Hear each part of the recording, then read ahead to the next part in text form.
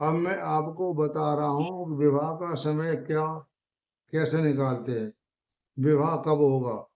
तो विवाह से संबंध दशाएं हैं। विवाह विवाह जो किसी का होना होता है तो हमारे राज साहब कहते हैं कि 60 से 70% विवाह लग्नेश, पंचमेश, सप्तमेश की दशा अथवा अंत दशा में संपन्न हो जाता है। हमारे राव साहब कहते हैं कि किसी का विवाह काल देखना हो तो लग्नेश, पंचमेश, सप्तमेश की दशा या अंत दशा में विवाह होने की 60 से 70% उम्मीद होती है।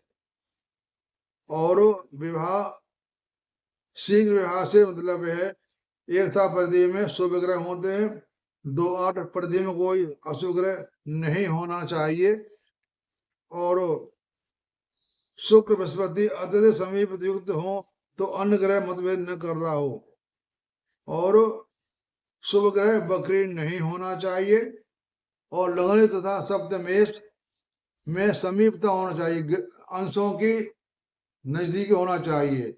जैसे 5, 10, 20 उनकी नजदीकी होना चाहिए। लग्न सप्तमेश की नजदीक होना चाहिए।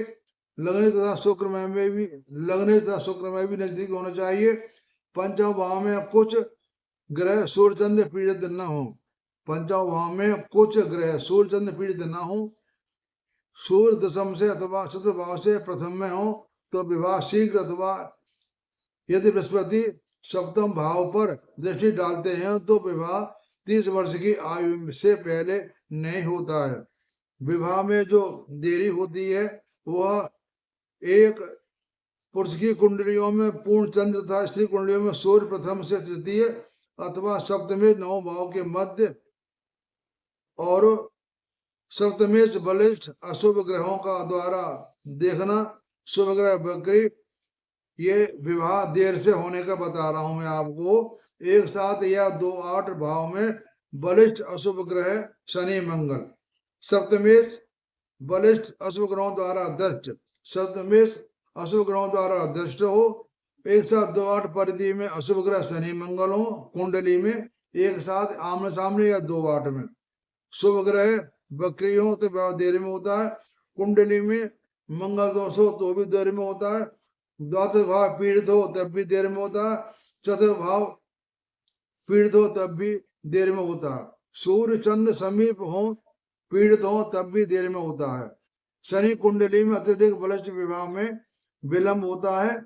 और पुरुष कुंडली में शुक्र पीड़ित हो अथवा स्त्री कुंडली में मंगल पीड़ित हो।